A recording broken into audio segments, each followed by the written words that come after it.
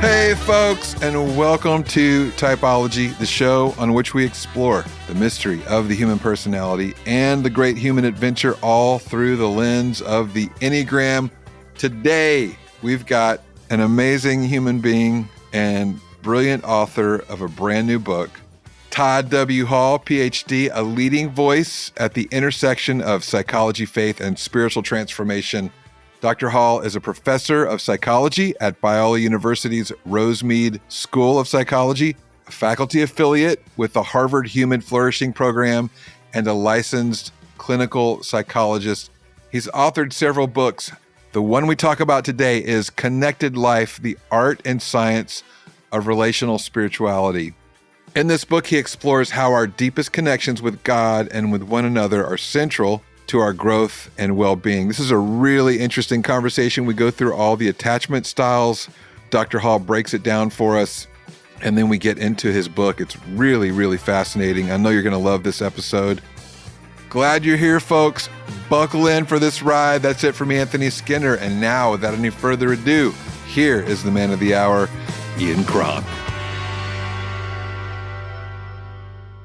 Hello, Typology friends. Welcome back. We are so delighted that you're here. And today I am really stoked because my friend Enneagram 4, Dr. Todd Hall, the man, the lead researcher and creator of my Enneagram assessment, is here in the house with us. He's also the author of two extraordinary books. One is Relational Spirituality and the other is The Connected Life. Todd, welcome to the show. Thank you, Ian. It's great to be here. Thank you so much for having me on. 3 4s. Here we are. It's like It's ought to be we fun. We almost look like a Russian icon. The 3 heads in these boxes. The 3 4s. A troika of melancholy. Here we are. Todd, you write a lot about this world of relationships, our relationships with each other, our relationship with God, attachment theory, and I'm wondering. For a 4, there's so much in your book about your books and your work about forming secure attachments with other people, forming secure attachments with God. Probably the number on the Enneagram that has struggled most with forming secure attachments, maybe Enneagram 4s. Although I realize that in many ways that's kind of a spacious argument because any type could be any sort of attachment style. But it seems to me that as a 4, you've likely felt the tension in your life between longing for attachment, longing for connection, and a sense of never quite attaching or belonging. How has that inner dynamic shaped the way you approach psychology and spirituality? Yeah, great question. I mean, definitely some struggles for 4s. As you know, there's a lot of abandonment issues with 4s. And so that kind of taps into anxious attachment, to some extent.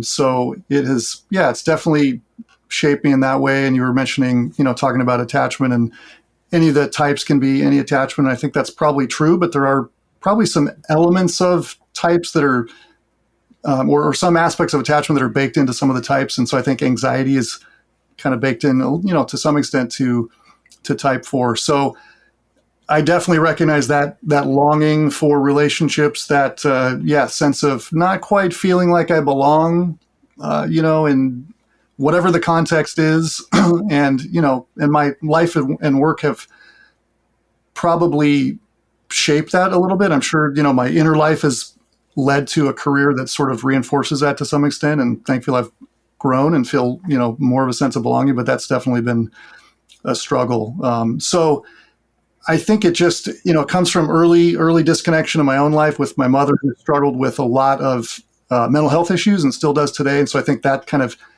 propelled me into the field to figure myself out and to try to learn how to, connect in a more secure way and then help other people do that. And so, like you were saying earlier, I think about these things a lot, feel a lot of these things deeply. And so got to a point where I just wanted to not only help myself grow, but help other people with this journey. Yeah. I think back about on Henry Nouwen's book, The Wounded Healer. And I also think about my friendship with Brennan Manning, but maybe that's too strong a word. My relationship with Brennan, I knew Brennan a bit. And both of them always seem to write, as you read them, as people who were trying to convince themselves of the message they were trying to write. And it gave which gave their writing a certain kind of urgency. As though they were desperately trying to convince themselves that this is for me too. And they gave it away to so many people. And I'm never sure, knowing a little bit about their lives and how they ended, if they ever found what it is that they gave to so many others. Yeah. Great question. As a psychologist, do you find yourself writing for the purpose of self-healing at some level? Definitely. Definitely. Yeah, it helps me, I think it helps me to make sense of my own life and, engage in meaning making. I think we are meaning making creatures. And so, I'm sure for you too, Ian, right, the writing just helps me to make sense of my story. And hopefully it helps other people as well. And I found that, there are times when I am vulnerable in writing, and oftentimes afterwards I feel like, oh, that's a little too much. That tends to be when people resonate the most, So yeah, I definitely resonate with that. Yeah, it's funny. In some ways, I'm much more vulnerable in writing than I am in person. Yeah. And I oftentimes think, as in Parker Palmer in his latest book, On the Brink of Everything, talks about this, right? This idea that writing, you actually don't write a book because you know something. It's because you're learning as you're writing it. You're actually formulating your ideas in the process. And each book is a journey of its own kind of healing for the writer, or definitely. Illumination, for sure, right? Yeah, it's a creative expression, I think. Yes. Yeah. So tell me about your childhood. You sounds like it was a challenging environment. Yeah, definitely. As I mentioned, my mom struggled with a lot of mental health issues from the time I was pretty young. So we moved around a lot when I was young. And by the time I was 9 years old, my mom left the family, kind of went off on her own journey, and a lot of psychosomatic issues, just physical illness kinds of problems. So, and, I don't know a whole lot about her background, and that's tends to be kind of common when, there's a lot of dysfunction. Sometimes she was never able to really talk about it very much. But I know bits and pieces enough to put some pieces together and think, there were some real challenges there. Maybe some trauma and abuse, that just never was dealt with. And so I think a lot of the emotional pain gets converted into physical pain. So, so she went off on her journey and kind of pursued Hollywood and, that sort of thing. And so we lived with my dad, thankfully. And so there was some, stability there. But she wasn't, very involved. And I think the disconnection kind of goes back even earlier than that, So just, dealing with, they later divorced, but were separated, pretty much all my growing up. And so, so that she's never, and of course, as I got into my own healing journey and therapy and all that, tried to reconcile, tried to make sense of this, tried to develop some kind of relationship with her. And it was very difficult, and she just doesn't really have the capacity to do that. So that's been an ongoing journey.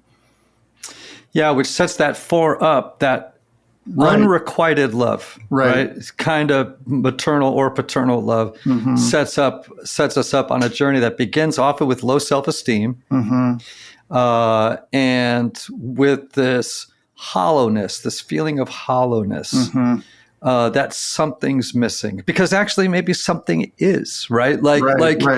And maybe in your language, we might even, you talk about it in the language of attachment, what's missing, right? There's some core thing that's missing. And then at some point, the four has to make a conscious or unconscious decision as to whether or not that hollowness will swallow them, or whether they will turn it into something redemptive and Right. good for the world. Right.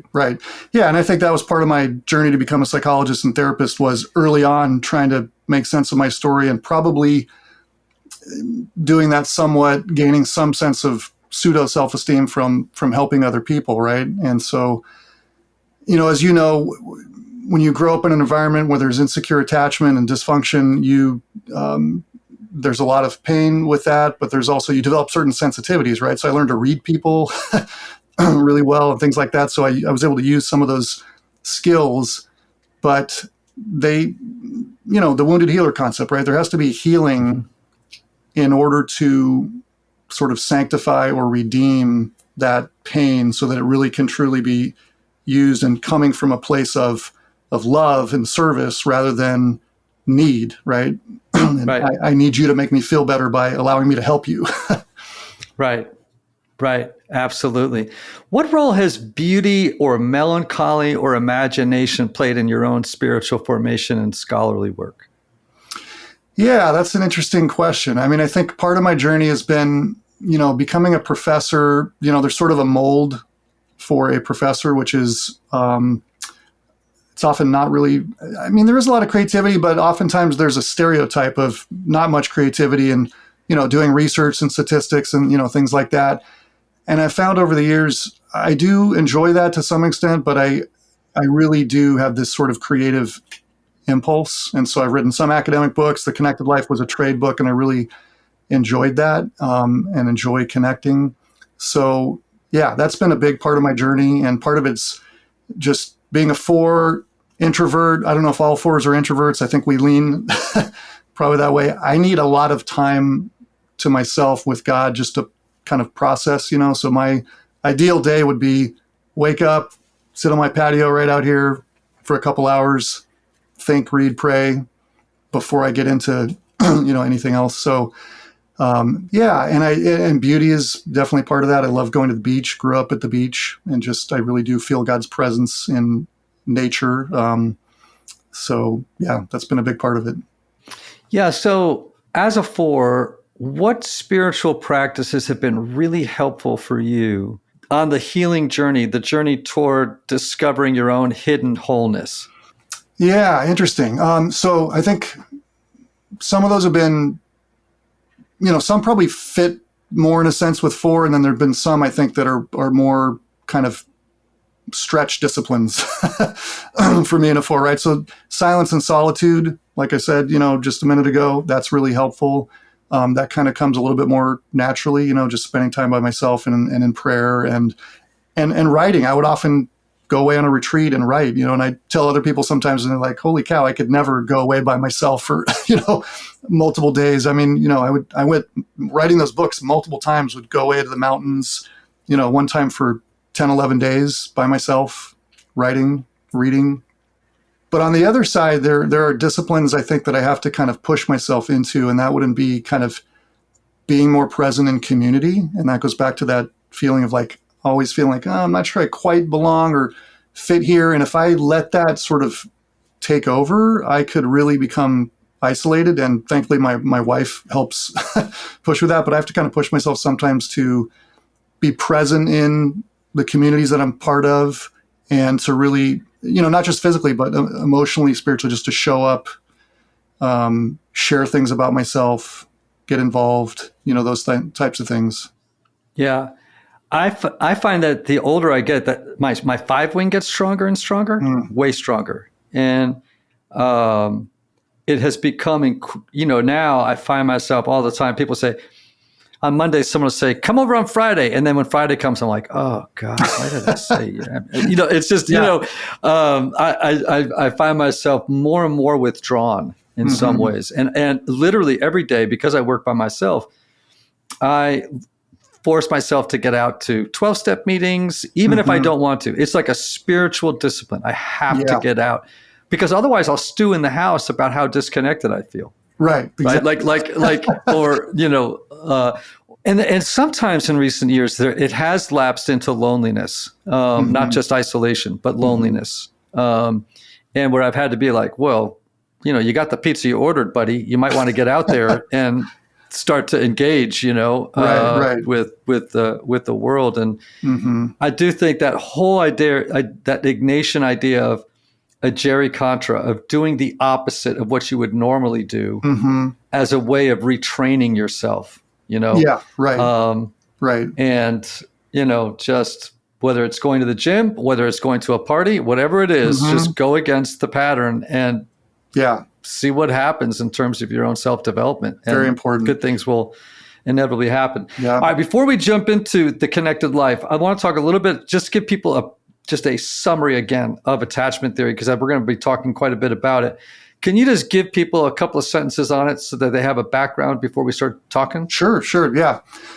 So, okay, summarize. I teach entire classes on this. So the gist would be there are 4 sort of categories of attachment, and these are sort of gut level templates for how relationships work for us based on early experiences.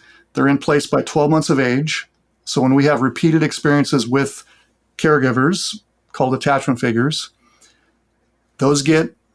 we remember those in this implicit or gut level form of memory. And then they form this kind of template or blueprint for how relationships work. Or another way to say it is gut level expectations, right? So if I experienced, abandonment from my mom, rejection, different things, whatever, I'm going to go into especially close relationships expecting that this is how it works, right? And it's not a conscious thing. It's a subconscious, it's a relational operating system, I think is a good way to describe it.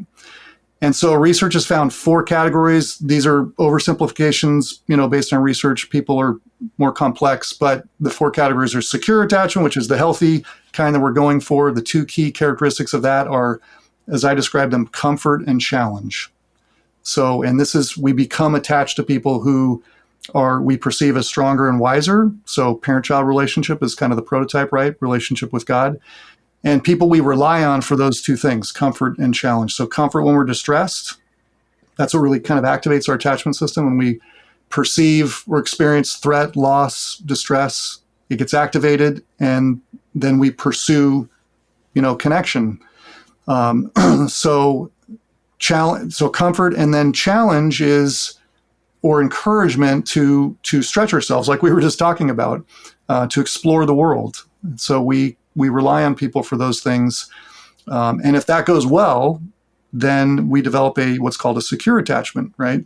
And that means I've had enough experiences of that from my caregivers and other people in my life that I have a gut level expectation that this is generally how relationships work, and that I can trust you for those things. So that's secure attachment.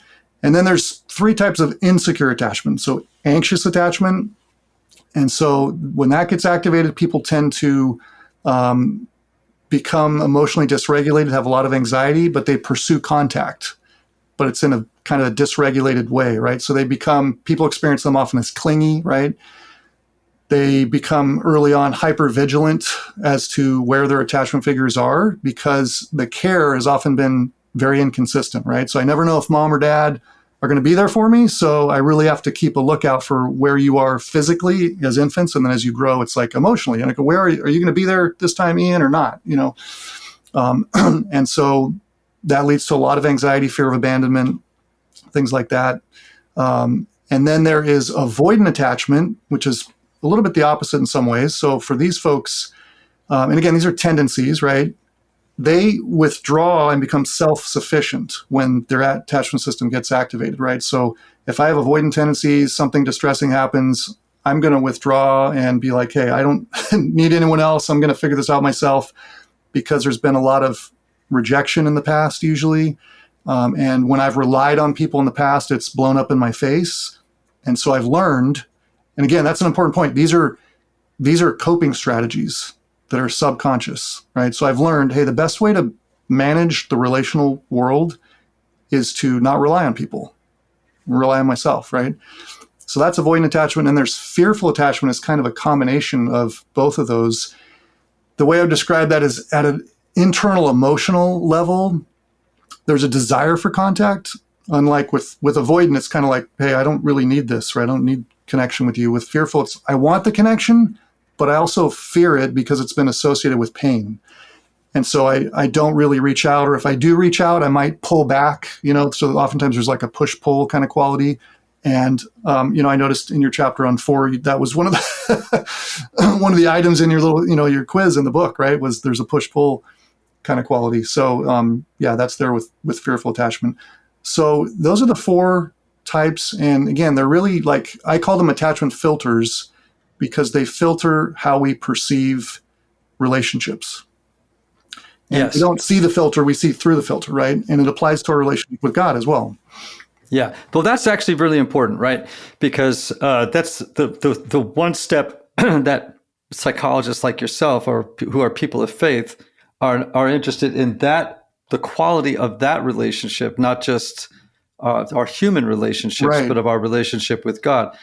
Do you think, you mentioned this earlier, that like, Enneagram 1s can be any attachment style, but don't be surprised if it's this one. You know what I mean? Like they have a proclivity toward a particular attachment style. Yeah. So what are those? Yeah. It's interesting because I don't know if you've seen Dan Siegel's recent book. Yeah. So he kind of talks about this. I've heard him, in a few talks talk about attachment. And I think his take is based on interviews he's done, that there's not really, a correlation. And I've done a little research on this with some students, one dissertation by student Mackenzie Connor. And so we looked at this, and it's not super clear. So I don't think there's an easy mapping, right? But I do think there are some. And so what we found with quantitative measures is anxiety, anxious attachment tended to correlate or map a little more on with type 4, 6, 8, and 9. Interesting. Okay. Avoidance mapped on type 5. I think that's probably pretty clear. So my wife is a type 5. And so I see those traits and the anxiety in me. And types 1 and 2 correlated with both anxiety and avoidance. And so that might be kind of fearful because it sort of combines both. Yeah. And then types 3 and 7 didn't really correlate in a meaningful way with anything. Wow. And that what do you could think that accounts, or what accounts for that? Types 3 and 7 aren't attached to anybody or anything. No, just kidding. So 3 and 7's out there. They have some work to do. No, part of it is measurement issues and, the research aspect. We're still working on, developing measures, which we're going to talk about your measure in, and there's probably some more research we can do there that'd be really interesting. So I think that's part of it. And also because these measures are self-report, it's, I think that's also a challenge, right? Because, with Enneagram, as you talk about a lot, you don't always know on the surface what somebody's type is, right? So I think we'd really need to get into like interviews or people who know their type, and then interview them around their attachment to really get a solid feel, and then look at the, correspondence between the two. But, it does seem like, you tell me, right? But type 7, like there's some avoidant tendencies there, right? At least on the surface. That's what I was going to say, avoidant. So one of the things that a lot of 7s tell me is that it's very hard for me to experience the darker range of emotions, the more afflictive emotions, because I don't feel like if I got into one, there would be anyone there to help me out. Mm-hmm. And so I create a neverland of the mind where I can play, and so there is this kind of avoidant kind of strategy, self-sufficient, like I got to take care of this myself. If I'm distressed, I have to come up with a plan to soothe myself, if you will, right? Right. So for purposes of self-soothing, this is what I do, and I do it. I do it for myself. Right. Yeah. Now and with all the 3s, projects, right? All the different stuff they get involved in, I think subconsciously could be an attempt to keep the pain at bay. I would probably say that with 3s, that's an interesting one. That is much harder to peg. Mm-hmm. Because I actually know 3s that kind of I could probably peg in as being certain attachment styles, and they're different, you know. Yeah. Most likely, though, I would see a 3 as being either avoidant or anxious, but not. I don't know very many 3s that are fearful. Mm-hmm. You know what I mean? Like that, who are anxious avoidant. Right. I would say that many of them would probably be avoidant, self-sufficient. Yeah. that resonates with me. Yeah. I mean, people I know who are 3s, it does seem like it's a little more difficult to connect because of the drivenness, right? Yes. Yeah. Also because of a disconnect with feelings. Mm-hmm. In fact, many times people will say about 3s that they're emotionally shallow, right. And not very deep emotionally. Yeah. You know, if you want to talk about whatever their area of expertise is or whatever it is that they're working on, the depth is pretty great. But when you start talking about emotional connection and depth, also because sometimes 3s don't have feelings, they perform feelings. Yeah. Right? So they almost as if they're looking around going, all right, well, what's expected of me in this environment? Okay, people are sad here. That's expected of me. I will perform sadness. But the actual felt experience of sadness, they think they're having it, but they're actually performing it. Yeah, it's kind of one more step than removed. having it. Right. Yes. Yeah. This show is sponsored by BetterHelp. Folks, have you ever noticed the weird places we go looking for advice? Whether it's asking your barista about relationships, oversharing with your hairdresser, or having a surprisingly deep conversation with an Uber driver, we have all done it. And while those conversations about everyday topics can be fun, let's be honest, not everyone is a trained therapist. When it comes to real struggles like anxiety, depression, or relationships, you need someone trained to help. For me, that looks like talking to my 12-step sponsor or to my therapist when I'm wrestling with something really important. That's why I love BetterHelp. You can get guidance from a clinically trained, credentialed therapist online. For over 10 years, they've been helping people find their right therapist, earning a 4.9 rating from 1.7 million session reviews. Here's how it works. You fill out a short questionnaire, and BetterHelp matches you with one of their 30,000 licensed therapists. If it's not a fit, no worries. You can switch at any time with no extra cost.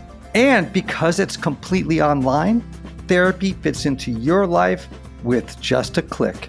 As the largest online therapy provider in the world, BetterHelp can provide access to mental health professionals with a diverse variety of expertise. So if you're ready for help that goes deeper than a group chat or your Uber driver's hot takes, find a great therapist at BetterHelp. Find the one with BetterHelp. Our listeners get 10% off their first month at betterhelp.com/typology podcast. That's BetterHelp, HELP.com/typology podcast. Yeah, also it seems like there's a bit of a self-selection for high-level positions like CEOs. You know, it's a bit of a stereotype, but I think there's some truth to it for 3s, right? And also avoidant attachment. I mean, people who get into those kinds of positions, you know, really almost requires that of you to some extent. Yeah, and when a 3 is not very healthy, there's a lone wolf quality to it. Yeah, it's like in a business setting, I see this a lot, right? And you also see, and I'm not saying this about 3s in general, but a separate topic could be conversations around elevated scores on sociopathy. You know what I mean? Like lower degrees of empathy among that sort of high level leadership world. Yeah. And I think 3s can sometimes have that lone wolf quality to them. It's like, I'm out for myself. This is an unhealthy 3. I'm out for my own advancement, to getting ahead, to crushing it, to winning. And it's not, when they get healthy, they start to look like a healthy 6. And now all of a sudden they're thinking about the team winning. But an unhealthy young 3 will often be about, I want the team to win, but what's really important is that I win. Yeah, right. So there's that lone wolf kind of mentality. Yeah, the team winning is that level 5 leadership. concept, having ambition, but for the good of the team and the company, and that right, that sort of yeah, thing. and that's what a 3 at the high side of 6 looks like when they're feeling secure and done their work. They start to look, act, think, and feel like a healthy 6, right? Yeah, loyalty, more empathy, more connectedness to other people, not needing to flaunt their own successes, but want to talk about the team's success, or to highlight other people's success on the team. Thinking less about how can I be successful, and they start thinking more about how can I help you be more successful. Right. Yeah.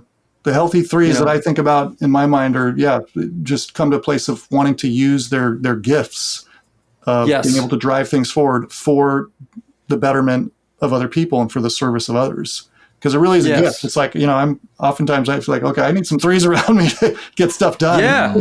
Oh, absolutely. And, it's interesting how many healthy 3s I know that end up on nonprofit boards. Yeah. Because they're so good at organizational stuff that oftentimes in nonprofits, they need that help. Yeah. And they're in the mindset of how can I help? How can I take what I know to be true about the world and about organizations and accelerate this one for these people. And that's a lovely thing when you start to see 3s in that kind of a mindset. Okay. Yeah. Now, so we've kind of got a broad overview of attachment theory again. Talk to me then about how you developed your theory of relational spirituality, and then as it led to the connected life. Yeah. Well, so at personal level, as I mentioned, it kind of came out of my own story of disconnection, and then, gradually experiencing healing. So part of it was through my own therapy and exploring different kinds of therapy, and really kind of, experiencing these relational forms of therapy, which are referred to as psychodynamic, generally speaking, was very transformative for me. So that, and then that's what I experienced at Biola and at Rosemead, where I teach, the Rosemead School of Psychology. And so that got me into that whole world of, relational psychodynamic therapies. And then, we talked about how these attachment styles play out in your relationship with God. I think it's true it's part of my story. Especially in college, I got to a point where I just really felt very distant from God. Didn't understand why. I knew a fair amount of theology and, did a Bible minor at Biola and attended church, did all of the things, but felt incredibly distant from God. And again, didn't understand why. And when you don't understand why, that can be very confusing, right? And you can end up feeling like there's something wrong with me or my faith or that kind of thing. So that led to a journey of trying to figure out, what is this about? How do I piece this back together? And, thankfully, I had this therapy experience. And also at Biola, I was introduced as an undergraduate, which is really kind of amazing, to this whole concept of integration, which is theology and psychology and other fields, right, can be brought together. And this was 30 years ago. There was quite a bit more tension back then between the two fields. There's still pockets, and I think in some pockets there's even more tension now, but I think overall there's more openness to psychology now in the church. But I was introduced to that early on, and then that's kind of one of the hallmarks of Rosemead. And so started to piece that together and experience this. And so that led to, really this journey of trying to piece this together in my own soul and life and grow. And then also, at a conceptual level, how do we bring together these two fields to help people grow? And I really became convinced pretty early on that spiritual growth is fundamentally relational, and so got into attachment theory later. And that's an interesting story because wasn't trained in it in grad school, was trained in psychodynamic, therapy, but attachment theory was around, but really wasn't talked about much. So I got into it later and started to see, wow, there's a lot here that overlaps a lot with psychodynamic therapy. And so got into doing actually research on attachment to God, looking at how does our human attachment, relate to our God attachment and that sort of thing. And so, yeah, it was really just a process of years of trying to piece things together in this book, and really I started to see, this book. I probably started working on the early versions of it in like 2004, and then I got the contract in 2008, and then it came out in 2021. So I hold one of the records for the most overdue book, except for some of my theologian friends who write commentaries. But yeah, so it took a long time to write. But during that journey, or in the beginning, when I was starting to, put the ideas together, I started to see there are so many different fields that are converging on this idea that we human beings are fundamentally relational. There was attachment theory, there was a whole relational turn in theology and Trinitarian theology, neuroscience, the whole neuroscience of emotion, infant research was starting to demonstrate these kinds of things, psychodynamic therapy. So that's kind of what led to me feeling like there's a need to pull all this together in one place, even though some of it required me to get outside of my expertise areas, which is why it took a while. But so it was kind of a parallel tracks of trying to piece this together conceptually to help develop a broad model for spiritual formation, and also just my own journey. That was kind of an expression of the journey that I was going through. So are you able with people to say, with a client or with, people that you work with, here's how you can know if you have a secure or a anxious or an avoidant or a fearful attachment with God. And here's what you can do if it's not secure in each of those three categories of insecure attachment. Mm-hmm. To some extent, it's a process, right? Yeah, but so secure attachment, as I mentioned, there's these two characteristics of, comfort and challenge. And so when you have experienced that and you have what we call secure attachment tendencies, that gets internalized. And that means that you have the capacity to comfort yourself to some extent. It doesn't mean you don't need people still, but there's some capacity to comfort yourself when you're distressed and to challenge yourself, right? To stretch and to grow. And so I would say that's one of the key things. Especially when you become distressed, look at how you react. Are you able to regulate your emotions and comfort yourself to some extent? And also recognize when you need people and reach out and have the capacity to be vulnerable. That's part of secure attachment as well. It's the ability to give and receive care and love, right? So is that your tendency, or is your tendency, do you move toward anxiety when it gets activated and feeling fear of abandonment and, clinging? I need to cling to you because I'm afraid you're going to leave and you're not going to be there. So that would be a sign of anxious attachment. And the same with God. Look at your prayers. When you become distressed, is there a lot of anxiety in your prayers and this deeper feeling of, I know in my head God says he's going to be there for me, but I don't really feel it, and that's true for so many people. And it's a journey to just sometimes get to those experiences, to bring them to the surface, right? To be able to acknowledge that, because the church, in my tradition, has not done a great job of that. So that's, anxiety. And then avoidance would be, again, the self, the withdrawing and self-sufficiency, right?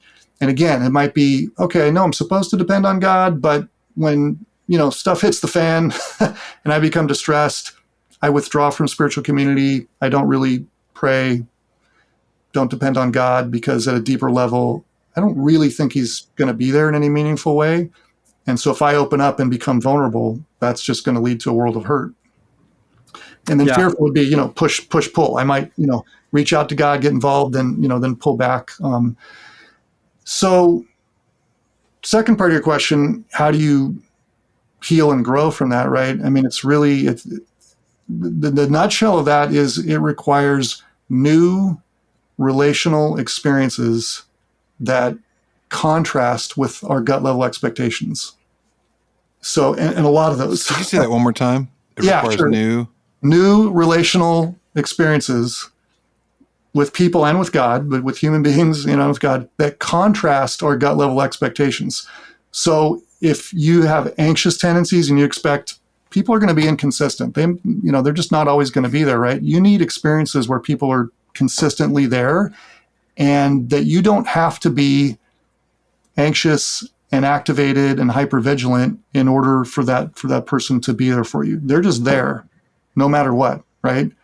For avoidance, it might be there's a fear of people being intrusive oftentimes and rejecting, right? So they need experiences of, you know what, I'm here, but I'm going to give you the space you need. I'm not going to force you to relate or connect in ways that feel maybe even threatening to you. But I'm here. When you step out a little bit, I'm here, right? So new experiences like that. And so in this term contrast experience is really interesting because we've actually learned in neuroscience, in the last couple of decades, some really, really fascinating things. Prior to about the year 2000, the sort of conventional wisdom or narrative was emotional pain and trauma that's processed in the emotional centers of the brain, like the amygdala. It's there for good, right? You can't get rid of those. You can't change those brain circuits.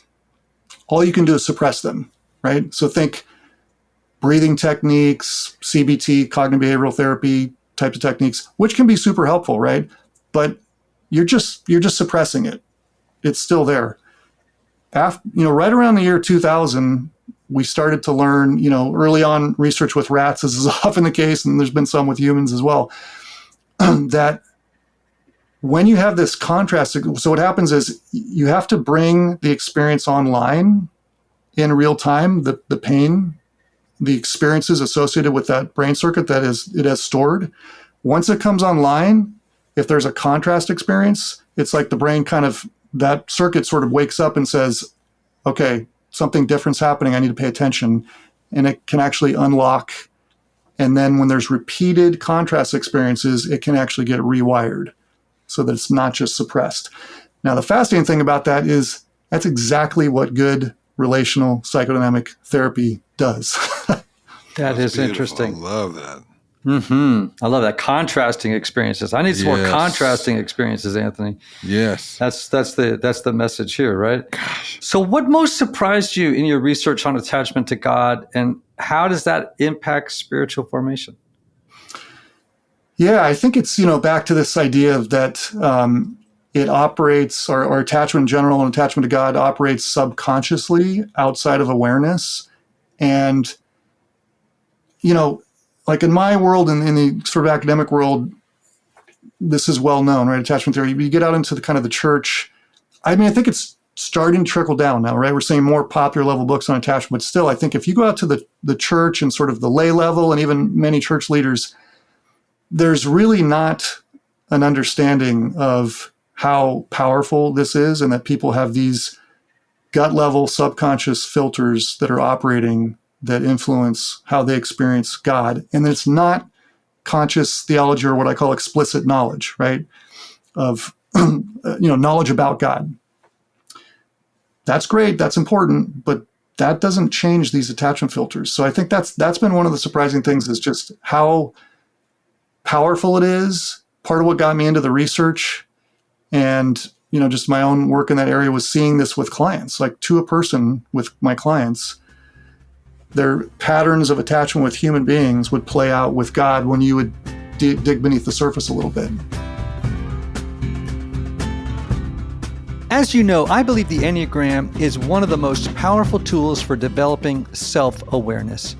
But to gain the benefits, you need to know your type. Taking an Enneagram assessment is the first step toward understanding yourself and the people around you. It offers insights that can enhance your self-awareness, personal growth, emotional intelligence, your relationships. It's not just a one-time test. It's a lifelong tool that will help you navigate life with more clarity, purpose, and empathy.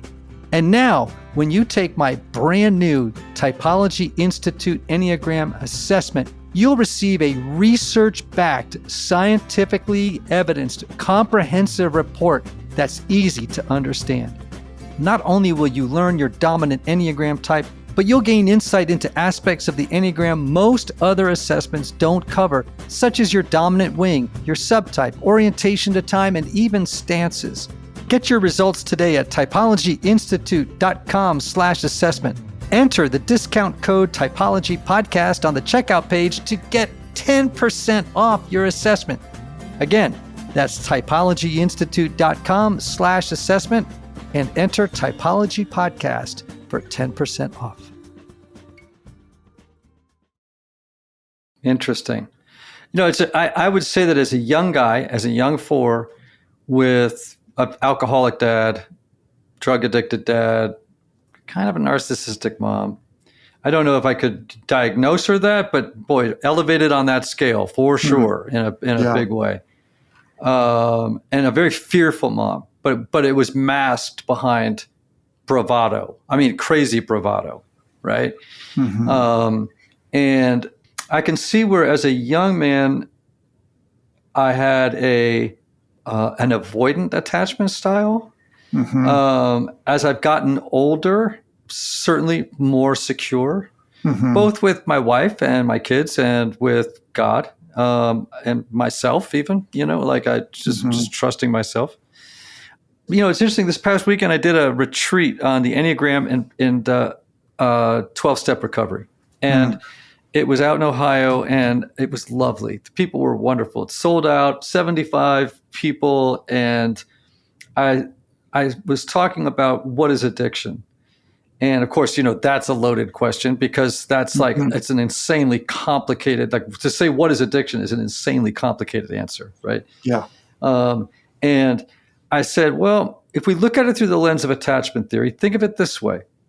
Everybody, and Dan Siegel work, right? Everybody needs to feel seen as a baby, right? As a little one. We want to feel seen, soothed, and safe.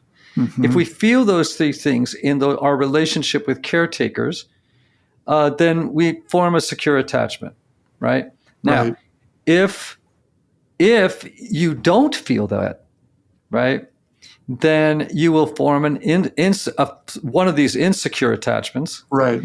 And what often happens, I think, with addicts and alcoholics, and which I think is all of us at some level, is that we then form a relationship with a person, a substance, or a behavior, right, that provides the feeling or the sense of a secure attachment. Does that make sense to you, what I said to those people, or do I need to go back and correct myself? Yeah. I think that it does. It's a way of coping. Definitely. All of these insecure, attachment, they're actually referred to in the literature as strategies.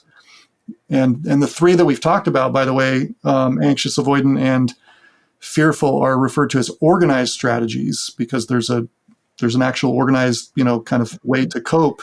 And then there's also this disorganized type of attachment that comes from the adult attachment interview literature, where there's not an organized strategy, but they're strategies to cope. The way I describe it is, I think because we're relational beings, I think that's what it means fundamentally in terms of being created in the image of God.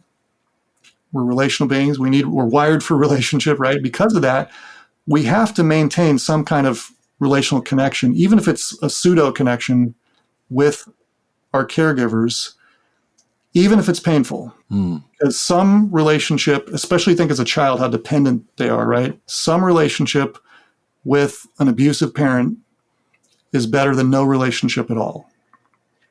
And so we figure out ways to work around their pathology and cope. Right. Yes.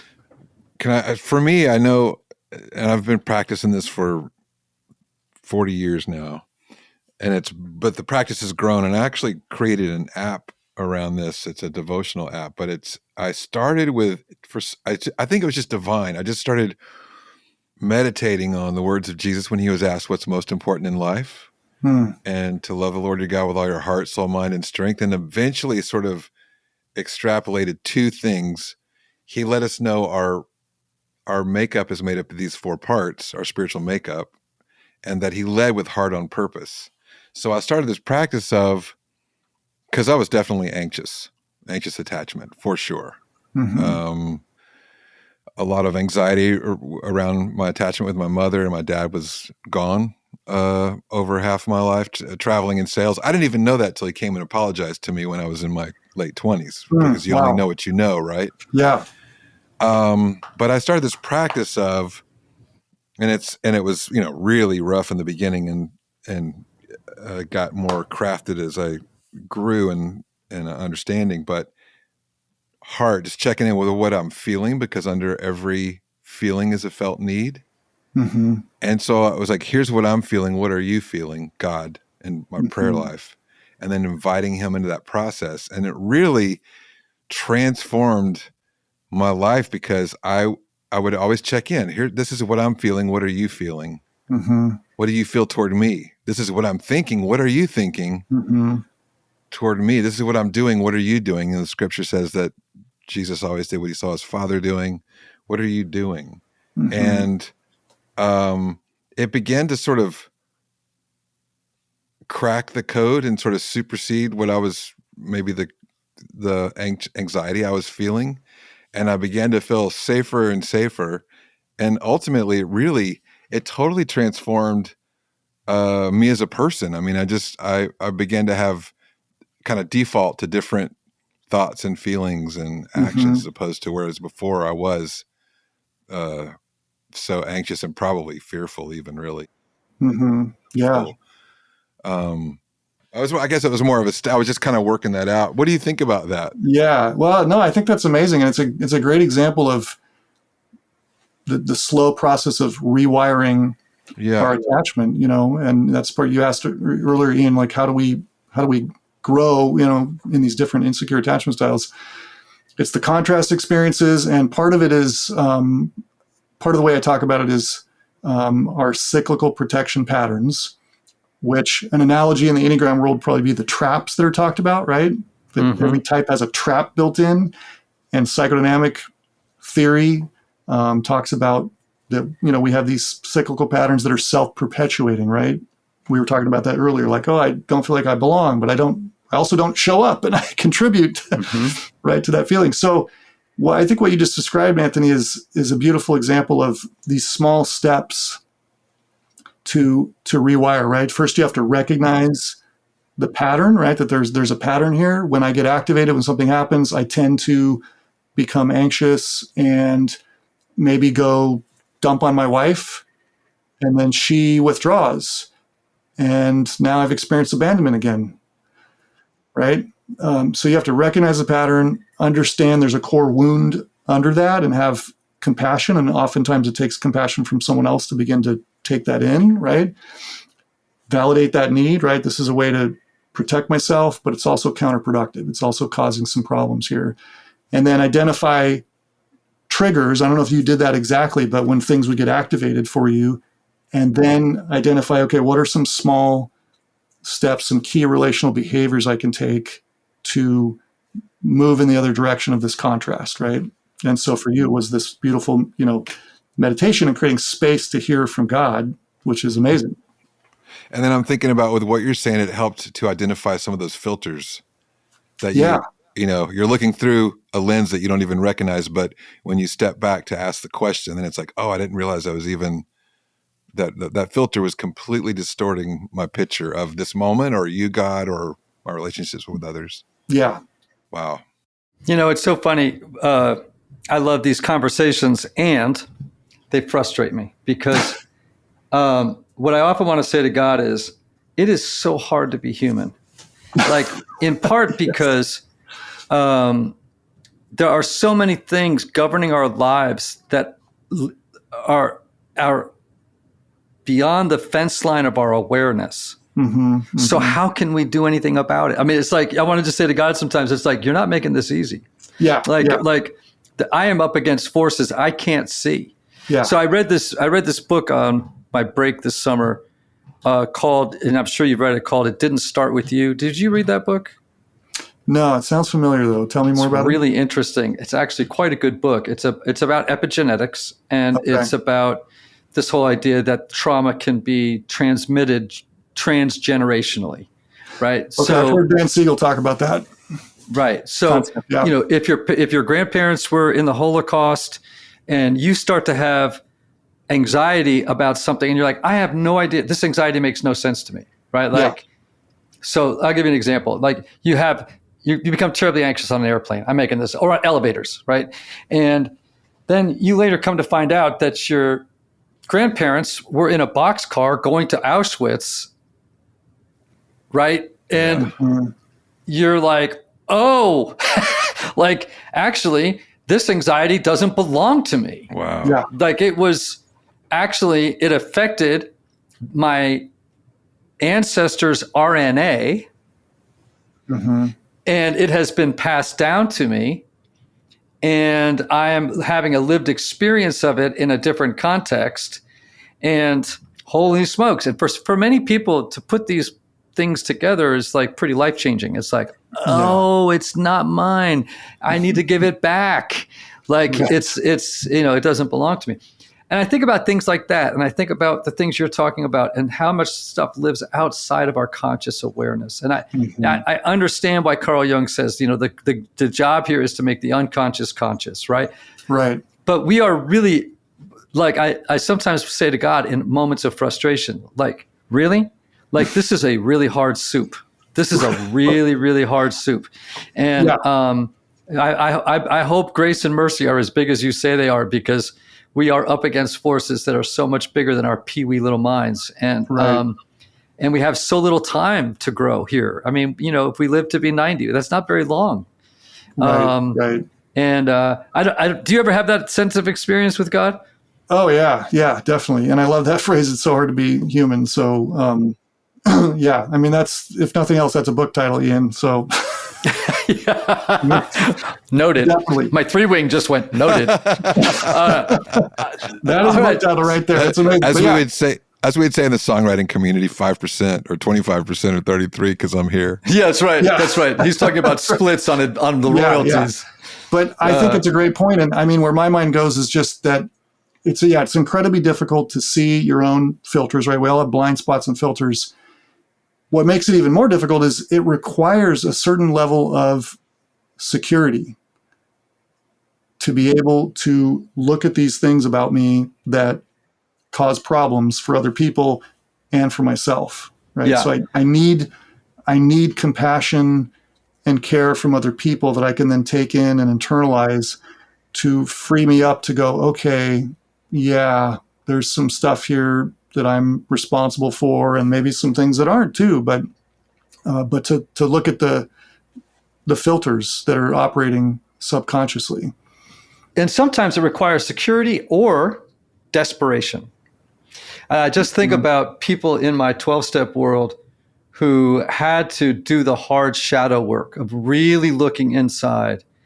And it wasn't driven by security. It was driven by a desperation. It was actually driven by, I need to survive. Like, I have to actually do this work or I'm finished.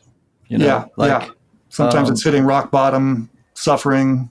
Yeah. All the above. So I want to just, before we say goodbye, I want to talk a little bit about this relationship between our social relationships and our relationship with God. Right? Because you make up a really big point, right? That there's this link between social disconnection and spiritual disconnection in our society. And my question is, why is that connection so critical for like pastors or ministry leaders to understand? Yeah. I think it's because these filters shape our relationship with God so profoundly, and there's just not much awareness about it. And because the shaping starts in infancy, by the time somebody shows up in your pews in your church, right, they've been shaped from infancy with, just all thousands, millions of relational experiences that have formed them. And that it deeply shapes and filters again, their experience of their relationship with God. So I think what happens in a lot of churches, in my tradition at least, right, is there's just a focus on explicit knowledge and theology, right? The 45-minute sermon, if you just learn the right theology and know things in your head, it's all going to sort itself out, and that sort of thing. But that's not the only thing we're dealing with, right? We're also dealing with all of these relational experiences that impact how somebody experiences God, and there's no quick fix. It's a relational process to grow spiritually in relationship with God as well as other people, and it's all intertwined. Yeah, which argues, it would seem to me, that, there's sort of, it always, I'm old enough now that I've now witnessed waves of interest in different topics repeating, over time. And, the renewed interest in contemplative spirituality, which I think is wonderful, right? I was introduced to Merton in my 20s, and but I was also raised Catholic, so it was kind of in my bones anyway. Yeah. It seems to me that evangelical spirituality, as we've understood it historically, has done a very good job of educating or focusing on the mind, right, or knowledge, whereas contemplative spirituality is concerned with experience. Right. My experience of God. And it seems to me that this work would be best served in the context of a more contemplative spiritual theology, if you will. Is that fair to say? Or Yeah, definitely. Yeah, I agree. I think the evangelical tradition generally, that's, by the way, chapter 1 of Relational Spirituality is all about the split between theology and spirituality, or explicit knowledge and implicit relational knowledge is how I describe it. And so there's several major sort of movements that kind of led to that. And we ended up with, and then the Enlightenment was sort of the death knell in a way of like, let's focus on explicit knowledge. So I think, contemplative spirituality is growing because there's a felt need for experience that has been missing in a lot of churches. And so my argument is we need both, right? We don't need to jettison the explicit knowledge and the theology, but we need both of them working together.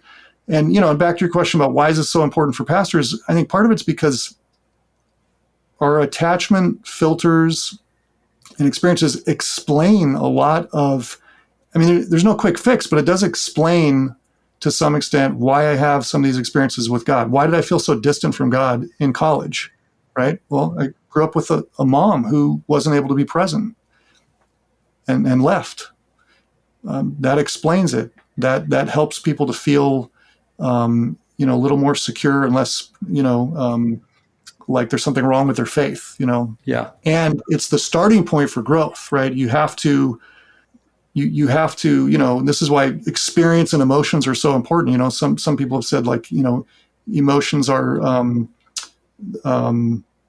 they have to come to the surface. They're like the dashboard of the soul, right? So it doesn't mean you follow your emotions or experience, anywhere, but they're the dashboard in the sense that they tell you how you are interpreting reality based on your past experiences. And that's the starting point for growth. You can't bypass that. Yeah. Beautiful. Well, everyone, we've been talking to our friend Todd W. Hall, the doctor, Todd W. Hall. He is the author of Relational Spirituality and the Connected Life, both of which are sitting right there on my side table. Beautiful. And also the developer of our Enneagram assessment, that the Typology Institute Enneagram assessment. Todd, thank you for that work. It's amazing how many people have reached out to me and said that the test was really life-changing for them. Wow. That's so great to hear. Yeah. Yeah. And so we thank you for your work in on that and all the hours and energy of assembling it. And again, I like that attachment theory and the Enneagram are both these interesting models. They're like approximations of, they are general ways of thinking and talking about our inner experience. And they are probably wrong, but useful, right? Like, as all models are, right? Yeah, probably wrong, but useful, right? Right. And so I'm really grateful for your work and how it has both academic rigor and heart, which is the beautiful thing about fours, right? Like you must have a strong 5 wing. Is that fair? I think so. Yeah, it's interesting. I've kind of wrestled the past couple of years. I think I do. I initially thought, okay, definitely 5 wing. And then I thought, oh, maybe there's some 3, but I think it probably leans more 5. I mean, just the writing, being able to go away and just focus on writing. And yeah, the 3, I won't work to push something over the edge to get it completed if I don't think it's worthwhile or I don't see how it sort of fits into the bigger picture. I'll just leave it, Right. And so I think that doesn't fit with the 3, right? I think 3s often they're just going to grind it out and get it done. And I have a trail of projects behind me that are not finished. Yeah, right. Well, listen, it took you 13 years to write that dang book. So, I mean, 2008 to 2021. I mean, good luck. I mean, I was going to say at 3 never said I signed a deal. You probably went through 4 CEOs at that publishing company. Multiple editors. Yeah. The story is I got to the 3rd editor who contacted me. He was like, "Hey, Todd, what's the deal with this book? I just took over for so-and-so and, got to sign this. Is this still a live project?" And I was kind of chipping away at that point. I was like, okay, I need to fish or cut bait. And so I thought I need to find someone to help me finish this. So I told my wife, like, look, I need to find someone, who are some people we know, and started listing off people. And every time was like, probably is a good 4, right? Nah, that person wouldn't work. That was finally my wife said, "Todd, sit down." I sat down. She's a psychologist, by the way, also Professor Rosemead. She said, "I need to finish your book for you." And I was like, wow, okay. She's a 5 and she finishes everything. Wow. And she helped, it was 80 to 90% the way there, but she helped get it across the finish line. So I'm very that's grateful. great. That's wow. awesome. Yeah. Wow. My wife said, "I'll bake cookies." Every time she's now Annie is wonderful. She's doing her master's in counseling with a specialization in addiction at Hazelden. Wow, that's great. And is in loving that program. But she would not be the one. She's a 9. She would not have been the one to say, "I will finish your book for you." But she has made it possible for me to write books in many other ways and many that's great. She's made that possible for me. So anyway, again, everyone, the author of The Connected Life and Relational Spirituality, Dr. Todd W. Hall. Todd, thanks for being with us. We've enjoyed it. And Anthony, I've enjoyed you, buddy. Same with you, brother. Always good to be with you, Todd. Thank you. Yeah, thank you guys for having me on. It's been great. Super rich. All right, everybody. May you have love. May you have joy. May you have peace. May you have healing. May you have rest. Until next time, be well.